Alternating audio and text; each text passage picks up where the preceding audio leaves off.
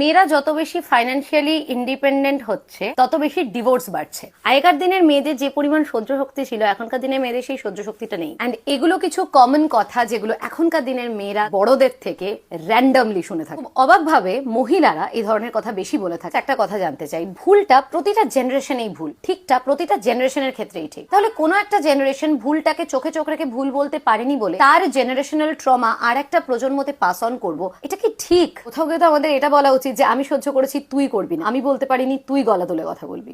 But না, মা হোক, রিলেটিভ হোক, শাশুড়ি হোক, আমি এত কিছু মানিয়ে নিয়েছি, তোরা এইটুকু করতে পারছিস না। অ্যান্ড হ্যাঁ, মেয়েরা ফাইন্যান্সিয়ালি ইন্ডিপেন্ডেন্ট হওয়ার পর অনেক ক্ষেত্রে সম্পর্ক নষ্ট হয়। তার কারণ সেই সম্পর্কটা নষ্ট হওয়া উচিত ছিল। সেই সম্পর্কটা জাস্ট এই বেসিসে টিকে ছিল যে মেয়েটা কতটা সহ্য করতে পারবে। আগের সময় মেয়েরা ফাইন্যান্সিয়ালি ইন্ডিপেন্ডেন্ট হতো, এদের বাড়ি থেকে বেরিয়ে গিয়ে অন্য কোথাও গিয়ে থাকার মতো কোনো সুযোগ ছিল না। তাই জন্য এখনকার দিনের মেয়েরা চাকরি বাকরি করে নিজেদেরকে ইন্ডিপেন্ডেন্ট বানিয়ে নিজের জন্য ভয়েস রেস করতে শিখেছে। এটাকে বাজেভাবে পোট্রে করা বন্ধ করুন। পড়ে পড়ে মার খাওয়া, শ্বশুরবাড়ির কথা শোনা, উঠতে বসতে অপমানিত হওয়া, এগুলো মানিয়ে নেওয়া নয়। এত কিছুর জন্যই এখনকার দিনের মেয়েরা কারোর কথা শোনে না। তখনই হয়ে যায় আজকালকার দিনের জেনারেশন খারাপ। স্পেসিফিক্যালি যারা এই ধরনের মেন্টালিটি নিয়ে এখনো আছেন, একটু বাঁচতে দিন মেয়েদেরকে। আপনি পারেননি তার মানে এই নয় যে একটা জেনারেশনাল ট্রমা আপনি অন্য কাউকে পাস অন করবেন।